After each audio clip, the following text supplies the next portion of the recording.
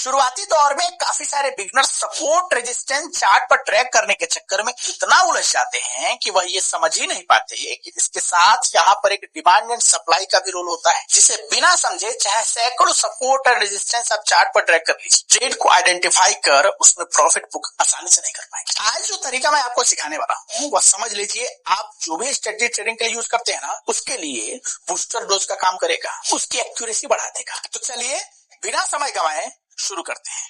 नमस्कार, मेरा नाम है विकास तिवारी और आप देख रहे हैं सीखो पर हमारा official show stock market basics. देखिए, सपोर्ट एंड रेजिस्टेंस का चार्ट पर ये रोल होता है कि अगर हमने यहाँ सपोर्ट मार्क कर दिया तो हम ये मानकर चल रहे होते हैं कि प्राइस यहाँ से आकर रिवर्स कर सकता है।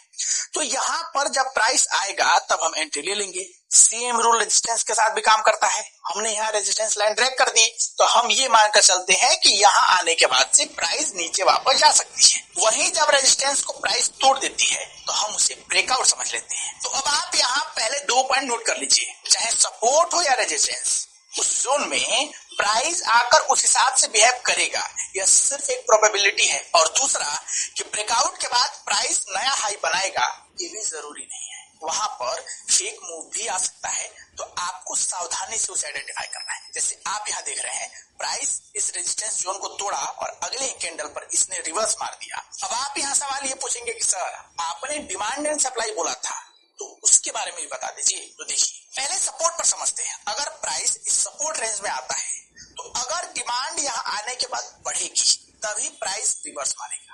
अगर सपोर्ट टच करने के बाद सप्लाई बढ़ जाती है तो प्राइस सपोर्ट को तोड़कर लोअर लो बना सकता है, जैसे आपको यहाँ इसमें दिख रहा है। सेम रूल रेजिस्टेंस के लिए भी अप्लाई होता है।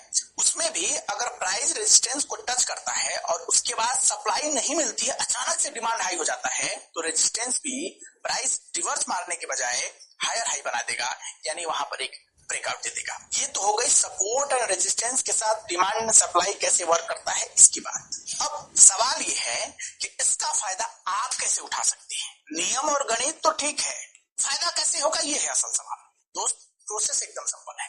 अगर प्राइस रेजिस्टेंस को ब्रेक करता है और उस टाइम वॉल्यूम भी एवरेज से अधिक होता है, कैंडल ग्रीन बना होता है, और तीसरा कंडीशन के साथ में प्राइस उस जोन को सस्टेन कर जाता है, तो समझ लीजिए कि आगे भी सेम डायरेक्शन में तेजी आ सकती है, यानी प्राइस हायर हाई क्रिएट कर सकता है। सेम चीज सपोर्ट के साथ भी काम करती है।